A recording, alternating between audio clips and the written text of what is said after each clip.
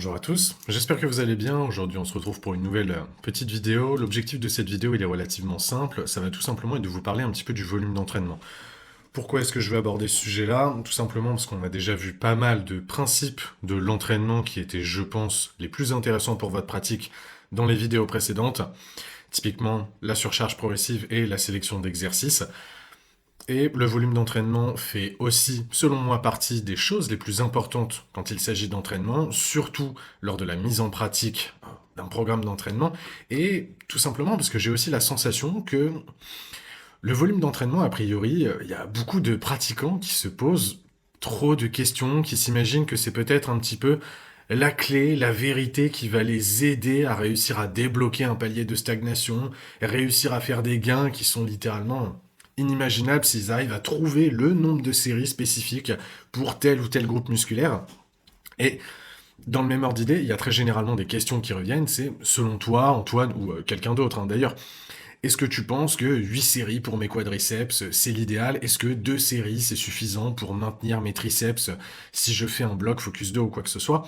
Et généralement, en fait, le problème, c'est quand on vous parle de volume d'entraînement, vous avez tendance à attendre des réponses qui sont claires, nettes, définies, immuables. Le problème, c'est que ça ne fonctionnera pas comme ça. Le volume d'entraînement, au même titre que tous les autres paramètres d'entraînement de toute façon, c'est des choses qui vont être évolutives dans le temps, selon votre contexte, donc ce ne sera jamais fixe, ça va tout le temps évoluer.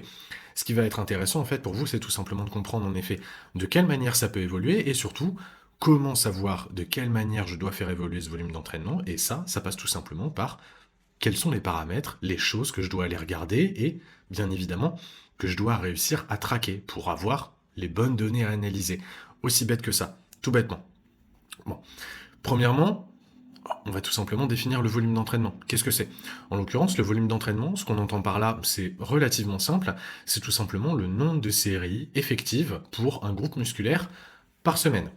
J'insiste bien sur le terme série effective, on parle en effet des réelles séries de travail, les séries d'échauffement ne vont pas compter. Vous arrivez sur votre RDL, pardon, qui est l'exercice numéro 1 de votre séance pool, admettons, vos 4 séries d'échauffement avant d'arriver à 180 kg ne comptent pas comme des séries de travail. Ce sont bien vos séries qui vont être challengeantes et qui vont tout simplement être poussées suffisamment proches de l'échec musculaire qui vont être comptabilisées ici. Tout bêtement. Et ça vous donne un chiffre ou bien un nombre qui va vous donner la quantité totale de stimulus que pourrait avoir un groupe musculaire par semaine. Maintenant, il va falloir faire une petite distinction. Vous allez retrouver deux écoles différentes pour ce qui est de compter le volume d'entraînement. La première école va tout simplement compter le volume d'entraînement de manière directe. Ce qu'on entend par manière directe, c'est tout simplement on reprend l'exemple du RDL. Le RDL, moi, admettons, je le mets dans la catégorie des exercices pour les fessiers. J'ai deux séries de RDL. Dans ce cas-là, ces deux séries de RDL ne compteront que pour 2 points pour mes fessiers. Et uniquement mes fessiers. Ça, c'est la manière directe de compter. On ne comptabilise que le muscle qui va être le focus principal sur l'exercice donné. Deuxième manière de comptabiliser les choses, c'est tout simplement la manière indirecte. Et là, on va aussi prendre en compte les muscles secondaires qui, eux, obtiendront tout simplement un demi-point pour chaque série de travail réalisé. On reprend notre exemple du RDL. Avec deux séries, j'ai donc bien deux séries pour mes fessiers, et je vais avoir potentiellement une série 2 fois 0,5 pour mes adducteurs et pour mes ischio-jambiers. Les deux manières de comptabiliser les choses peuvent totalement s'entendre. Il y en a une qui va tout simplement s'intéresser à la stimulation directe que chaque muscle va réellement obtenir, et on s'intéresse vraiment en effet à ce qu'on peut retirer de positif de chaque série. Ça, c'est plutôt la méthode de comptage direct. La méthode de comptabilisation indirecte, elle peut aussi être très très intéressante, tout simplement parce que vous retrouvez automatiquement avec un nombre de séries qui va être beaucoup plus élevé, mais ce qu'il faut comprendre, c'est que les séries vont évidemment amener de la fatigue aussi, et ça vous permet de vous dire, ok, moi je souhaite peut-être mettre en place un bloc focus pour les biceps, admettons, mais vous voyez que vous avez déjà un volume relativement élevé sur les biceps parce que vous comptez de manière indirecte et que vous avez fait beaucoup d'exercices de dos, et c'est pour ça qu'il y a beaucoup de volume indirect sur les biceps, ça peut vous indiquer en effet, est-ce que je vais réellement être en capacité de récupérer? Est-ce que j'ai certaines structures, typiquement les structures articulaires, qui vont pouvoir se permettre d'encaisser un volume de travail tout aussi important? Bref, les deux méthodes s'entendent parfaitement. Par contre, Peu importe laquelle vous choisissez. Personnellement, je fonctionne avec la méthode directe, mais je trouve que la indirecte peut totalement être justifiée. Je connais des gens qui font un excellent travail, même meilleur que le mien, qui fonctionne comme ça. Choisissez tout simplement la méthode qui est la plus simple pour vous, mais à partir du moment où vous en avez choisi une, pardon, c'est ça, vous la conservez pour l'intégralité de vos groupes musculaires. Ne vous mettez pas à compter de manière directe pour un groupe, de manière indirecte pour un autre. Là, vous allez perdre toute logique. L'objectif, c'est tout simplement de garder une cohérence dans le temps. Donc, une fois que vous la choisissez, pardon, vous faites en sorte de la préserver. Tout simplement. Maintenant, l'autre chose qu'il va falloir comprendre avec le volume du coup et avec les séries d'entraînement, et on vient un petit peu d'aborder ce point-là, c'est tout simplement qu'est-ce qu'amène une série. Une série, on l'a vu plus tôt, ça va à la fois amener un stimulus et de deux, ça va évidemment nous amener de la fatigue. Et c'est ça les deux choses qui vont nous intéresser, parce que si le volume d'entraînement et si une série nous permettait simplement d'amener du stimulus, bon, dans ce cas-là, on se prendrait probablement pas la tête. On se dirait, bon bah, c'est tout simplement celui qui est capable de se mettre au chômage et d'accorder 40 heures de son temps d'entraînement, 40 heures de son temps à faire des entraînements à la semaine, il va faire un maximum de séries, c'est lui qui aura le plus de stimulus, c'est lui qui met un maximum de chances de son côté. Le problème, c'est qu'en effet, on a les capacités de récupération individuelles qui viennent nous rattraper ici, justement parce que chaque série va tout simplement provoquer de la fatigue. Et ça, c'est important de le prendre en compte. Parce que là, du coup, ça nous fait rebondir sur une autre notion qui va être très très intéressante. Il me semble que c'est le docteur Mike Israetel qui avait mis un nom sur cette notion-là, qu'on appelle tout simplement le SFR, Stimulus to Fatigue Ratio. C'est tout simplement... Alors, c'est une échelle qui est subjective. Ce n'est pas quelque chose qui est mesurable de manière objective ou quoi que ce soit, mais ça permet d'avoir une idée. C'est en gros quelle va être la fatigue générée par un exercice comparativement au stimulus qu'il pourrait donner.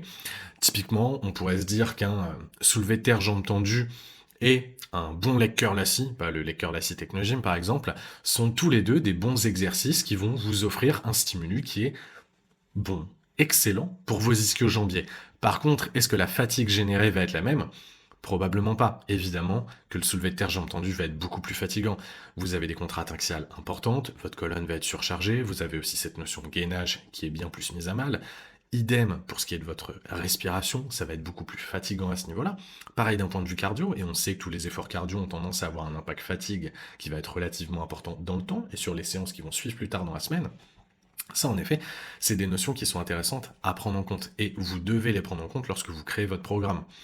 Vous vous doutez bien qu'à un moment, si vous êtes sur un bloc d'entraînement, votre objectif, c'est tout simplement de... Restons sur les ischio-jambiers. C'est de focus les ischio-jambiers, et vous souhaitez peut-être monter... admettons que vous êtes dit, bon, l'objectif, ce sera potentiellement de monter à 18-20 séries par semaine, si je suis en capacité de le tolérer. Vous vous dites, moi, d'un point de vue temps, je sais que je pourrais probablement monter jusqu'à ce volume-là, après ce sera juste pas gérable de toute façon d'un point de vue timing. Admettons. Mais si vous voulez réussir à enquiller 20 séries de travail sur les ischio-jambiers par semaine, ça ne fonctionnera pas si vous ne mettez que du soulevé de terre jambes tendues. Ça va mal se passer. De un, vous n'allez probablement pas progresser, vous vous exposez aussi à un risque de blessure, je pense, qui commence à être quand même relativement important à ce niveau-là. Alors que si vous venez principalement travailler avec des exercices type des extensions à 45 degrés, des leg curls assis, peut-être des leg curls allongés, qui généralement en France, on est plutôt sur de la tension de contraction et c'est de la position raccourcie, donc ont tendance à générer beaucoup moins de fatigue et de dommages musculaires. Là, vous êtes en effet sur des exercices qui vous permettent d'accumuler un volume d'entraînement beaucoup plus important. Pensez-y, vous allez arriver à un point, lorsque vous cherchez à accumuler du volume d'entraînement et augmenter le stimulus sur tel ou tel groupe musculaire, les exercices que vous allez utiliser sont probablement la meilleure arme ici. Faites en sorte d'utiliser des exercices qui ne génèrent pas trop de fatigue. Que ce soit de 1 pour votre capacité à continuer à progresser, et que ce soit de 2 tout simplement pour votre capacité à éviter de vous blesser aussi. Vous ne pourrez probablement pas vous permettre, en ajoutant 2 séries toutes les 2 semaines, si ce sont 2 séries type développé couché, chest press ou quoi que ce soit, peut-être que vous n'avez pas les structures qui vont pouvoir s'adapter aussi rapidement. Et c'est là où utiliser des exercices moins fatigants, ça devient aussi quelque chose de pertinent. Bref, la notion de SFR, si jamais vous voulez la creuser un petit peu plus, vous tapez tout simplement SFR, Mike Israetel sur YouTube, je pense qu'il y a des très très bonnes vidéos éducatives à ce sujet-là. D'accord ? Bien évidemment, dernière petite aparté sur le SFR et après on va poursuivre. Le SFR, on parle bien du stimulus to fatigue ratio. Bref, vous avez compris l'idée. Ratio stimulus fatigue, on vient de l'expliquer. Il peut à la fois exister pour un exercice, comme on vient de le voir, il peut aussi exister pour une série. Et ça, pour le coup, c'est peut-être pas une notion que vous verrez. Je n'ai pas connaissance de tout le contenu du docteur Mike Israetel, mais c'est pas très souvent des notions que j'ai vues aborder. Le SFR peut aussi exister pour une série, tout simplement parce qu'en fonction des modalités de la série que vous allez réaliser, vous allez potentiellement vous retrouver avec une fatigue qui va être plus ou moins importante. Et là, la première chose qui vous vient en tête, c'est tout simplement la notion de proximité à l'échec. Si vous vous retrouvez avec un RIR 0, évidemment que cette série est plus fatigante, mais aussi plus stimulante qu'une série à RIR 3 ou 4. Donc là aussi, ce sont des choses que vous devez prendre en compte. Même chose, quelle est la tranche de répétition que vous avez utilisée sur cette série-là? Typiquement, on prend une presse à cuisse. Est-ce que vous envoyez un échec ou un RIR 0 sur une presse à cuisse en 20-25 répétitions? C'est très pertinent? Je ne pense pas. En termes de productivité, vous êtes probablement sur le même niveau de productivité qu'une série en 6-9 à RIR 1 sur une presse à cuisse là aussi. Par contre, en termes de fatigue générale, amusez-vous à le faire. Personnellement, je me suis déjà amusé à faire des séries de hack squat en respo jusqu'à 45-48 répétitions. Je crois que j'avais failli un petit peu avant les 50. Le mental n'a pas tenu. Le reste de la séance ne vaut strictement rien. En termes de productivité, vous êtes en point mort. Et là, pour le coup, je ne pense pas que ce soit juste une question mentale, c'est tout simplement, vous vous êtes trop flingué. Donc là aussi, pensez-y. L'intensité que vous allez déployer durant certaines séries, les tranches de répétition que vous allez sélectionner, en plus de l'exercice choisi, sont 3 critères très très importants qui vont vous permettre d'avoir des séries avec un maximum de stimulus pour une fatigue qui, elle, sera la mieux managée. D'accord ? Maintenant, là vous l'avez compris, ce qui nous intéresse vraiment au niveau du volume, c'est la capacité à gérer la récupération. Donc, bien évidemment, il va falloir qu'on s'intéresse un petit peu à ces capacités de récupération aussi. Parce que là, jusqu'ici, quand je vous parle de récupération, c'est quand même quelque chose de peut-être relativement vague. Est-ce que je vous parle de récupération de manière générale? Est-ce que je vous parle de récupération tendineuse? Est-ce que je vous parle de récupération pour un groupe musculaire en particulier? Eh bien, justement, en fait, je vais tout simplement vous parler de tous ces types de récupération-là. Excusez-moi. Alors, typiquement, on va s'intéresser à la partie récupération nerveuse et musculaire, c'est ce qui nous intéresse le plus. Si on doit prendre en compte toutes les formes de récupération, je pense que ça va être relativement long. Premièrement, il faut que vous imaginiez que vous aviez une récupération qu'on va qualifier de générale. On va prendre, imaginez-vous dans un jeu vidéo, d'accord? Vous avez votre personnage avec ses différentes statistiques. Vous avez vos statistiques que vous pouvez, c'est vos points de récupération si vous voulez, vos points d'énergie entre guillemets, vous pouvez les faire monter jusqu'à 150 points. Ça, ce sont vos capacités de récupération générale. Donc vous, potentiellement, on va se dire que une série, ça vient vous utiliser un point. Donc, au maximum, chaque semaine, vous pouvez vous permettre de tolérer 150 séries. Ensuite, vous arrivez à 0, vous n'avez plus de points de récupération accordés à tout ça, vos stats ne sont pas suffisamment bonnes. Donc littéralement, à partir de là, ça va mal se passer. 150 séries, évidemment, je ne pense pas que quelqu'un puisse réellement les tolérer. C'est un chiffre totalement pris au hasard. Maintenant, ça, c'était les capacités de récupération générale. Ce que vous avez aussi, c'est tout simplement ce qu'on pourrait qualifier de capacité de récupération locale, si on peut dire ça comme ça. C'est tout simplement pour chaque groupe musculaire. Vous imaginez bien que même si vous êtes capable d'enquiller 150 séries par semaine, vous ne pouvez pas décider d'attribuer tous vos points de récupération, tous vos points d'énergie à un seul groupe musculaire. Vous ne pouvez pas envoyer 150 séries sur vos quadriceps. Au-delà du fait que vous allez littéralement aller faire vos séances à reculons, vos genoux vont probablement péter aussi, plus d'une fois, tellement vous serez parti loin dans le délire. Musculairement, vous ne pourrez pas tenir le coup. Et même nerveusement, avec une bonne sélection d'exercices, je pense que ce sera difficile de tenir le coup aussi sur un groupe musculaire comme les quadriceps. C'est là où c'est important de prendre en compte que vous avez ces deux types de récupération que vous devez aller checker et que vous devez surveiller. Parfois, si vous voulez être en capacité d'augmenter le volume sur un groupe musculaire, jusqu'à ses capacités totales maximales de récupération, vous devez peut-être abaisser le volume sur d'autres groupes musculaires. C'est pour ça, typiquement, que quand vous faites un bloc d'entraînement, admettons, focus quadriceps, et vous avez peut-être un point fort dos et épaules, vous allez sûrement en profiter pour abaisser le volume sur le dos et les épaules, à leur minimum, peut-être entre 3 et 8 séries par semaine, 3 étant pour les gens qui s'entraînent très très précisément avec une grosse intensité et qui ont vraiment un point fort assez important. Mais Du coup, ça vous permet en fait de libérer des points de récupération, pour en l'occurrence les quadriceps. Et justement, là, on est sur cette notion de capacité de récupération générale. Par contre, vous avez aussi derrière cette capacité de récupération locale, vos quadriceps, arrivez à un point, même si vous avez fait de la place ailleurs et qu'il vous reste de la place ailleurs, vous ne pourrez probablement pas dépasser les 25-30 séries par semaine. Ou si vous arrivez à le faire, dans ce cas-là, en fait, vous êtes avec des séries de moins en moins stimulantes parce que vous baissez l'intensité, vous baissez probablement votre qualité d'exécution en soi, et à partir de là, je ne sais pas si vous avez fait le bon deal. D'accord? Mais ça, c'est deux choses que vous devez prendre en compte aussi. Maintenant, évidemment, l'approche pratique, on vient de toucher un petit peu à ce point-là. Généralement, ce que j'aime bien faire, mais il y a beaucoup de personnes qui procèdent comme ça, de toute façon, je crois que la première fois que quelqu'un avait évoqué cette manière de fonctionner, il me semble que c'était, j'allais dire Luc Tuloche, pas du tout, Luc Miller, No Switch Fitness sur Instagram, je crois, la personne qui collabore avec John Jewett sur certaines de ses formations, ou toutes ses formations, je ne sais plus. Euh, il expliquait que lui, il aimait bien en effet travailler avec 3 niveaux de priorité pour les groupes musculaires. Typiquement, il va avoir les points forts, les points à développer et les points faibles. Typiquement, les points forts sont des groupes musculaires qui ont une facilité à se développer qui est relativement importante, donc on n'aura pas besoin d'attribuer beaucoup de volume à ces groupes musculaires-là pour qu'ils continuent à progresser ou bien qu'ils se maintiennent.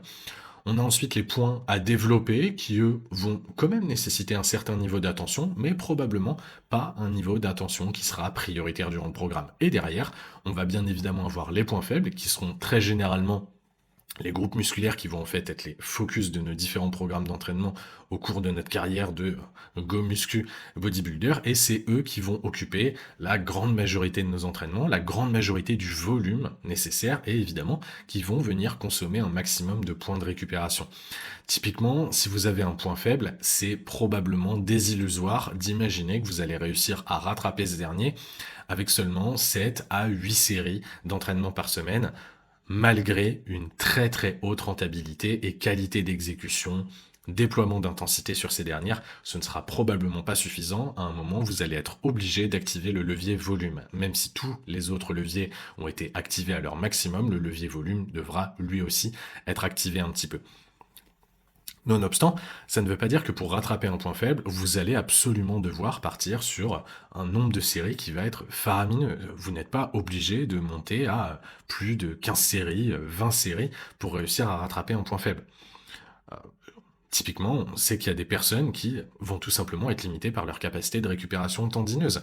Ça peut arriver, admettons, chez des individus qui ont un valgus relativement prononcé au niveau du coude. Généralement, voilà, il y a une certaine facilité à avoir des petites tendinopathies à ce niveau-là. Cette personne-là, c'est sûr que lui mettre 20 séries sur les biceps, 20 séries sur les triceps, et ce, sur des durées relativement longues, rajouter à ça quand même, vous avez vos mouvements de poussée, vous avez vos mouvements de tirage qui viennent rajouter des contraintes à ce niveau-là. Est-ce que c'est le plus pertinent? Peut-être pas. Dans ce cas-là, il faut peut-être aussi accepter d'avoir un niveau de développement un peu moins rapide sur ces groupes musculaires-là, mais qu'au moins on n'ait pas affaire à des blessures au cours de la carrière de l'individu, et du coup qu'on arrive à progresser plus longtemps sans interruption. Et en finalité, on aura probablement des meilleurs résultats comme ça. Là, en effet, c'est des choses un petit peu plus compliquées et un petit peu plus nuancées, mais ça vous donne un ordre d'idée. C'est voilà, le volume est une solution, mais même si ça peut continuer à être la bonne solution, parfois vous allez tout simplement avoir des contraintes qui feront que ce ne seront pas les bonnes solutions. Aussi bête que ça. Bref, on a commencé à toucher un petit peu à la partie pratique, et je vais essayer de m'efforcer de rester un petit peu plus pratique aussi, parce que là je m'aperçois que c'est quand même très très théorique, un petit peu conceptuel, tout ce que je vous dis pour moi ça me parle, mais j'espère que ça vous parle quand même, je m'excuse si ce n'est pas le cas. On a vu les 3 types de groupes musculaires, forts, à développer, et faibles. Fort, on leur accorde peu de volume pour garder des points de récupération pour le reste. À développer, on va leur mettre un volume moyen, probablement entre 8 et 12 séries par semaine à peu près. Et faible, on va probablement être entre 10 et 20 séries par semaine pour ces points faibles-là qu'il va falloir chercher à développer un petit peu plus. Maintenant, comment faire évoluer son volume dans le temps? Parce que c'est probablement ça qui est le plus intéressant en soi. Et là, pour le coup, Il y a une analogie, cette fois-ci, c'est bien ça, c'est Luc Tuloche et pas Luc Miller, et là c'est Luc Tuloche que je vous invite à suivre sur Instagram. Je ne sais pas s'il fait encore du contenu, ça fait un moment que je l'ai pas vu passer, mais qui a tendance à faire des petites infographies qui, de mémoire, étaient très très bien, très très simplifiées, et ça permet de comprendre des concepts très très facilement. Et lui, ce qu'il expliquait, c'est tout simplement, en effet, il faut voir ça comme un micro-ondes. Lorsque vous mettez un café au micro-ondes, mieux vaut mettre votre café au micro-ondes seulement 30 secondes, le prendre et vous dire: ah, il est encore un petit peu tiède, j'aimerais qu'il soit plus chaud, je vais remettre 10 secondes. Vous le ressortez, ok, encore 5 secondes et ce sera parfait. Nickel. Et le total de l'opération vous a pris seulement 1 minute et vous avez ce que vous recherchiez. Là, votre café est parfait, à température idéale. A contrario, vous allez faire le bourrin, vous vous dites: bon, moi j'ai pas envie de me prendre la tête à faire 3 tests, on va envoyer ça d'un coup, et puis comme ça, quand ça sortira, ce sera chaud. Vous l'envoyez 2 minutes 30, le café est beaucoup trop chaud, vous vous brûlez les lèvres, au passage c'est désagréable et vous subissez des désagréments, et de deux, maintenant vous devez patienter pour que votre café refroidisse et qu'il puisse être consommé. Bah, avec le volume c'est un petit peu la même chose. Mieux vaut commencer un petit peu trop bas et faire des incréments progressifs de semaine en semaine jusqu'à trouver en effet ce qui vous correspond le plus, plutôt que se dire: bon allez hop, à la louche, ça part sur un 22 séries, là, en ce moment je suis bien, pas trop de stress au boulot, la récupération elle est bonne, je suis au taquet, ça va passer. Hop, au bout de 3 semaines, on prend un mur dans la tronche, potentiellement on a des petits désagréments type douleur articulaire avec, et puis bah là, on se retrouve littéralement, excusez-moi du terme, mais un petit peu flingué pendant 1 mois et demi à 2 mois. Du coup, le bloc est totalement inutile, on est obligé de revoir son bloc d'entraînement et partir sur un autre focus. Et auquel cas, c'était probablement pas la meilleure solution. C'est pour ça que j'aime bien cette analogie du micro-ondes, je pense qu'elle est très très bien, elle est très très parlante. Soyez progressif ici. Démarrez, admettons, sur les points faibles, vu que c'est souvent ça la question qui vous intéresse quand on parle de volume. Démarrez aux alentours de 10 séries par semaine. Je pense que c'est très très bien. Et toutes les 2 à 3 semaines, faites des augmentations d'environ 1 à 3 séries, à peu près, quelque chose comme ça. Plus vous êtes au début du programme, admettons, au bout des 2-3 premières semaines, vous pouvez probablement vous permettre de faire une augmentation de +2 ou +3 séries. Vous ne prenez pas trop de risques ici, il y a de fortes chances que vos capacités de récupération soient encore bonnes, ça ne posera pas de problème à ce niveau-là. Au fur et à mesure que vous avancez dans votre programme d'entraînement, le nombre de séries commence à être en effet de plus en plus élevé, les contraintes articulaires, les contraintes nerveuses que vous allez recevoir à travers le programme aussi sont de plus en plus proches de votre limite. Dans ce cas-là, commencez à y aller de plus en plus à tâtons. Ici, ça devient peut-être intéressant de seulement faire des petits ajouts de +1 série avec une fréquence qui est peut-être un petit peu moins importante. Aussi bête que ça. C'est de la progressivité et vous êtes obligé d'essayer les choses. Vous fonctionnez par système d'essai-erreur pour voir où se situe votre sweet spot. Et ensuite, une fois que vous l'avez trouvé, vous continuez à tourner avec relativement longtemps. Aussi bête que ça. Typiquement, maintenant, quels sont les signaux que vous pouvez, aller regarder et qui vous indiquent que le volume que vous êtes en train de réaliser est, alors pas suffisamment stimulant, mais en tout cas que vous êtes en capacité de le tolérer. Alors, on l'a vu, premier point, la partie récupération articulaire, là c'est pas très difficile à regarder. Si vous commencez à avoir des gènes douleurs articulaires qui sont peut-être de plus en plus présentes sur les articulations qui sont mises en jeu à travers votre focus musculaire, là c'est relativement simple. Vous savez qu'en effet, vous commencez à flirter avec vos capacités de récupération, voire vous les avez déjà dépassées, et si vous continuez comme ça, potentiellement, il y a une petite blessure qui peut arriver. Ça peut être ça aussi. Dans ce cas-là, première chose à faire, peut-être rabaisser un petit peu le volume, reprendre vos vidéos d'entraînement et vous assurer que les exécutions sont bonnes. Très généralement, pour limiter les contraintes articulaires, vous avez un gros levier à jouer au niveau de la technique et de la qualité de vos exécutions. C'est très très important. Et idem, vous assurer de contrôler vos excentriques. Je pense que ça peut être intéressant aussi. Sur ce point-là, c'est assez facile. Sur la partie capacité à récupérer d'un point de vue nerveux et capacité à récupérer d'un point de vue musculaire, vous avez plusieurs choses que vous pouvez aller regarder. Premièrement, évidemment, le logbook. Si vous vous apercevez que durant 3-4 semaines, vous avez littéralement l'ensemble des exercices ou une grande majorité des exercices sur un groupe musculaire, admettons les pectoraux, vous êtes sur un focus pectoraux depuis 12 semaines, vous êtes arrivé à un total de 16 séries sur les pectoraux par semaine. Ça fait maintenant 3 semaines que vous vous apercevez quasiment l'ensemble de vos exercices pectoraux ont des difficultés à évoluer en termes de performance. Dans ce cas-là, en effet, c'est peut-être le signe que vous êtes un tout petit peu trop haut en volume et que vous avez atteint la limite. Essayez de retirer 2 séries. Si vous vous apercevez qu'après 1 ou 2 semaines avoir retiré ces 2 séries, les performances commencent à remonter un petit peu, votre sweet spot se situe probablement ici aux alentours des 14. D'accord? Même chose, vous pourriez très bien regarder votre sommeil. En effet, est-ce que vous pouvez dormir un petit peu plus si vous étiez à 6 heures de sommeil par nuit? Le souci et le levier principal à activer se trouver ici. Là, on reste sur la partie entraînement, tout ce qui est ce qui touche à la récupération en dehors de la salle. Ça, normalement, c'est des choses qui sont relativement bien maîtrisées si vous êtes sur cette chaîne. Autre point que vous pouvez regarder, ça va tout simplement être en effet, est-ce que vous avez des courbatures musculaires qui sont relativement importantes? Attention, les courbatures ne sont pas nécessairement un signe de productivité, mais je pense que généralement, vos niveaux de courbature sur les groupes musculaires cibles que vous souhaitez avoir durant votre programme va peut-être se situer entre 1 et 3 de manière générale, 3 étant quand même relativement élevé en soi, c'est plutôt censé arriver suite à une légère augmentation de volume, typiquement la semaine où cette augmentation a été mise en place. Si vous vous apercevez qu'en effet, par contre, vous avez des niveaux de courbature qui n'ont tendance à pas diminuer, même après ces augmentations en volume suite à 2-3 semaines, et que vous restez encore à 3, peut-être même potentiellement à 4, ça peut peut-être être un indicateur qu'en effet, vous avez une récupération sur le groupe musculaire en question qui commence à flirter un petit peu avec votre limite ici. Idem, un autre facteur que vous pouvez regarder, et là on va plutôt être sur de la récupération nerveuse, c'est tout simplement votre sommeil. Est-ce que le sommeil est toujours bon? Si celui-ci a tendance à dropper en qualité, c'est probablement que vous commencez à frôler aussi en surentraînement. Même chose, est-ce que vous êtes un petit peu plus irritable? Est-ce que votre libido a tendance à diminuer? Ça, c'est différents symptômes qui peuvent vous indiquer en effet que les capacités de récupération ne suivent peut-être pas ce que vous êtes en train de leur demander.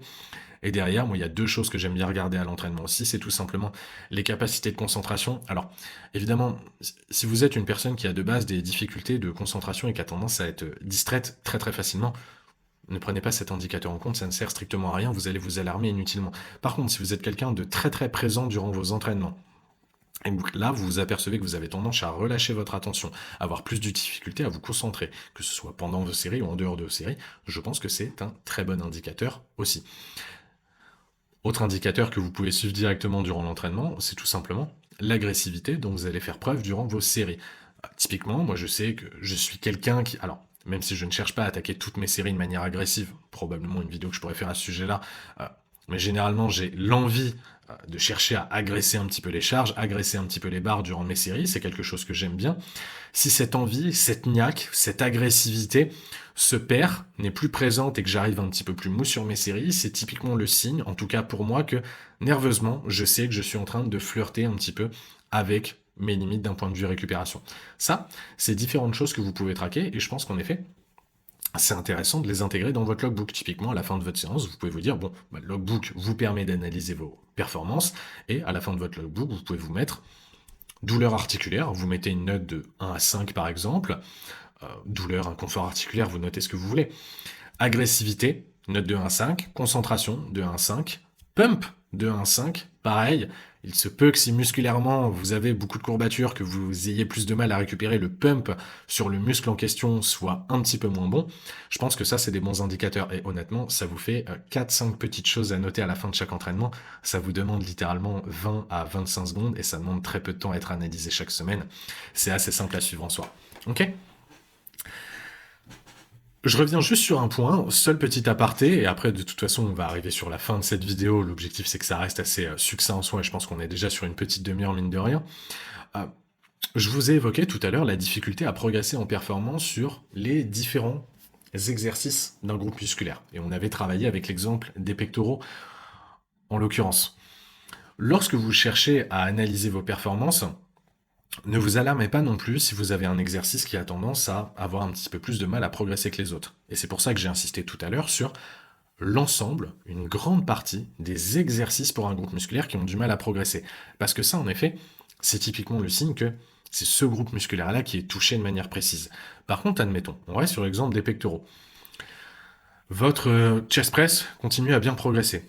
Vos écartés continuent à bien progresser et votre machine à dips continue à bien progresser et vous avez seulement le développé couché incliné haltère qui lui a plus de mal à progresser. Ça vous fait 4 exercices pour un bloc pectoraux, c'est relativement cohérent, vous pourriez peut-être en avoir seulement 3 ou 5, 4, on est sur un juste milieu. Vous avez 3 exercices qui continuent à relativement bien progresser et vous en avez seulement un 4e qui lui est un petit peu plus en difficulté. Plusieurs choses à aller voir. Je ne vais pas pouvoir tout vous donner ici, mais je vais vous laisser avec pas mal de pistes de réflexion. Premièrement, quelle est la nature pardon, de cet exercice? En l'occurrence ici, nature de l'exercice, altère, instabilité. Donc évidemment, c'est quelque chose dont la progression est un petit peu plus difficile à obtenir. Autre point, quelle est la position de mon exercice durant ma séance? Est-ce que l'exercice est mon premier exercice pectoraux de la séance? Est-ce que c'est le deuxième? Est-ce que c'est le troisième? En l'occurrence, si mon développé couché incliné altère, ce qui ne serait pas nécessairement le plus judicieux, et encore, ça pourrait s'entendre selon le contexte, est positionné en troisième et que j'ai eu des écartés et j'ai eu de la machine à dips avant, si j'ai réussi à progresser sur mes écartés et la machine à dips et que sur cet exercice-là, j'arrive tout simplement à maintenir les performances, en tout cas, j'ai un niveau de stimulus, j'ai un niveau de fatigue qui précédemment dans la séance n'a fait qu'évoluer dans le temps, et moi j'arrive à maintenir les performances en soi, vu que vous en avez fait plus que d'habitude avant, le simple fait de maintenir ici, ça pourrait même être interprété comme une progression. Donc ici, probablement pas de raison de venir s'alarmer à ce niveau-là. Là, l'exemple avec le développé couché incliné alter est assez facile en soi, parce qu'évidemment, il y a une certaine instabilité. Ici, on a pris le positionnement dans la séance. Et parfois, admettons, chest press. La chest press, étonnamment, instabilité, on n'y est pas. C'est le premier exercice de notre séance. Les écartés et le développé incliné alter arrivent après. Et pourtant, eux, ils progressent, mais la chest press ne progresse pas. Ok. Quel est le problème? On va regarder, est-ce que les exécutions sur la chest press sont bonnes? Est-ce qu'on n'a pas potentiellement amélioré un petit peu notre amplitude? Est-ce que le contrôle sur cette dernière n'a pas été amélioré? Ce qui potentiellement fait que chaque répétition dure 5 secondes et demie, excentrique plus concentrique, au lieu de 4 secondes au préalable, et du coup, réussir à gratter une répétition, c'est d'autant plus difficile. Peut-être qu'il y a de ça, tout bêtement, et auquel cas, ça ne m'alarmerait pas. Est-ce que l'intensité déployée sur cet exercice-là est systématiquement très très très importante, au tel point qu'on est sur du RIR 0, voire limite on flirte avec l'échec, et la dernière rep, en réalité c'est pas du RIR 0, on commence à déconner un petit peu sur l'exécution. Dans ce cas-là, il y a peut-être une fatigue nerveuse sur l'exercice qui est très très importante. Et si on essayait de programmer du 1, 2, potentiellement 3, je trouve que c'est relativement élevé quand même, du 1, 2 RIR sur cet exercice-là, et on voit ce que ça donne au bout de 2-3 semaines. Ah, tiens, c'est reparti à la hausse et les autres exercices pectoraux continuent à progresser. Très bien, le levier activé situé ici, c'était tout simplement l'intensité sur cet exercice-là qui était peut-être un petit peu trop élevée. Relativement facile en soi, pas besoin d'aller chercher très très loin ici. Et même chose, avant de vous alarmer potentiellement sur « Ah, j'ai contre-perfé » ou « Mes performances n'ont pas progressé », depuis combien de temps ça n'a pas progressé? Et si ça ne fait qu'une semaine que vous n'avez pas de progression sur l'exercice en question, ne vous inquiétez pas. C'est quelque chose de parfaitement normal. Vous n'allez pas espérer progresser systématiquement de semaine en semaine. Je ne vais pas développer ici, j'en parle sur la vidéo surcharge progressive. Vous pouvez aller la voir, si j'y pense. Je vais essayer de l'épingler ou elle sera dans les recommandations en description. Ne vous inquiétez pas. Même chose, si vous avez vécu une progression constante sur cet exercice-là pendant 3-4 semaines, vous avez systématiquement gagné de la rep, gagné de la charge, à un moment, ça ne va pas pouvoir être possible. Toutes ces performances, vous avez accumulé de semaine en semaine, PR sur PR sur PR sur PR, évidemment, ce sont des nouvelles performances. Et qui dit nouvelle performance dit capacité à la reproduire qui est encore relativement difficile. Un exemple tout bête, c'est comme la toute première fois que vous avez passé votre fameuse répétition à 100 kg au développé couché. La semaine suivante, vous n'êtes pas arrivé sur votre bande développé couché en mode bon allez, pump it up, les 100 kg je les ai fait une fois, maintenant c'est dans la poche, je vais systématiquement les valider. Non, la semaine suivante, vous étiez toujours autant paniqué, vous étiez en mode voilà, il faut absolument que j'arrive à les passer, il faut absolument que j'arrive à les passer, genre je veux réussir à valider cette barre. Et suite à un mois et demi, bon en effet, la barre à 100 kg n'était plus devenue inquiétante, c'était une barre qui était systématiquement validée, peu importe les conditions dans lesquelles vous vous trouviez, fatigué, stressé, soirée la veille ou non. C'est un peu le même ordre d'idée ici. Selon ce qui s'est passé sur les semaines précédentes, si les performances étaient plus ou moins nouvelles, ne vous inquiétez pas d'une petite stagnation, ou même d'une potentielle régression. Moi, ce n'est pas quelque chose qui m'alarme. Ce qui compte de toute façon, dites-vous bien que c'est la tendance. Ce ne sont pas des simples petites données isolées qui vont devoir dicter les décisions que vous allez prendre. Il faut que vous analysiez plusieurs données, idéalement des données à la fois objectives et subjectives, typiquement les ressentis dont on a parlé plus tôt, irritabilité, libido, sommeil, agressivité, concentration, et des données subjectives, ça c'était, et des données objectives, typiquement comme votre logbook. Je pense que ça c'est très très bien. Et en fonction des tendances que vous observez, là, vous prenez des décisions. Mais ce n'est pas juste une petite donnée seule, isolée, qui doit vous faire tout changer. Ça, pour le coup, c'est le meilleur moyen de faire des mauvais choix et de freiner votre progression. Ok? Écoutez, on a vu pas mal de petites choses au niveau du volume d'entraînement. J'ai essayé de rester relativement concis. Je suis désolé, je suis parti un petit peu dans tous les sens à certains moments. J'avais une trame là, vous voyez pas, mais j'ai un petit ordi quand même pour essayer de suivre une petite trame. J'ai pas totalement suivi la trame, soyons honnêtes, mais je pense que c'est quand même pas mal. En vrai, non, en vrai, ça va. J'ai à peu près suivi la trame quand même que je m'étais donnée, donc je pense que vous allez vous y retrouver. Euh, je pense que ça vous permet de comprendre un petit peu mieux comment vous allez devoir regarder le volume, interpréter ce dernier, et surtout, s'il vous plaît, quand vous vous intéressez au volume, quand vous vous intéressez à la manière dont vous voulez moduler votre entraînement, accordez absolument de l'importance à votre logbook. Et quand je dis logbook, je ne parle pas que de répétition, charge, etc. En effet, c'est très important, mais notez d'autres choses, comme on l'a vu, concentration, agressivité. Ayez un petit tracker, vous allez checker votre sommeil potentiellement, votre mood, votre énergie, votre libido, etc. Si vous voulez prendre des décisions et que vous tenez réellement à cœur de chercher à progresser, vous devez faire en sorte d'avoir des données, des informations sur lesquelles vous reposez pour prendre des décisions. Sinon, ça ne va pas. Si vous voulez uniquement vous dire, ah, il y a une formule toute simple comme ça qui va me permettre de systématiquement prendre la bonne décision sans analyser quoi que ce soit qui concerne mon contexte, mon environnement, l'individu euh, unique que je suis à l'instant T, ça ne fonctionnera pas du tout et ce n'est pas la bonne démarche. Donc prenez juste le temps, généralement ce sont des petites choses, je le fais toujours pour moi, je demande à mes clients de le faire tous les jours, même pour les personnes chez qui je demande un maximum de données, on prend le logbook plus le tracker, je pense qu'en termes de temps de remplissage, si on devait tout cumuler, ça prend littéralement 3 minutes 30 par jour, c'est extrêmement court. Si ça vous permet de mettre toutes les chances de votre côté pour progresser, je pense quand même que c'est un très bon investissement temps et que ça vaut particulièrement le coup. Écoutez, j'espère que la vidéo vous a plu, comme d'habitude. L'espace commentaire vous est dédié si jamais vous avez des questions ou des interrogations par rapport au sujet qu'on a vu. Et écoutez, moi je vous dis à très bientôt pour une petite série de vidéos qui normalement arrivera pour Noël et vous aidera à mettre certaines choses de la meilleure des manières pour la nouvelle année. Et sur ce, ciao.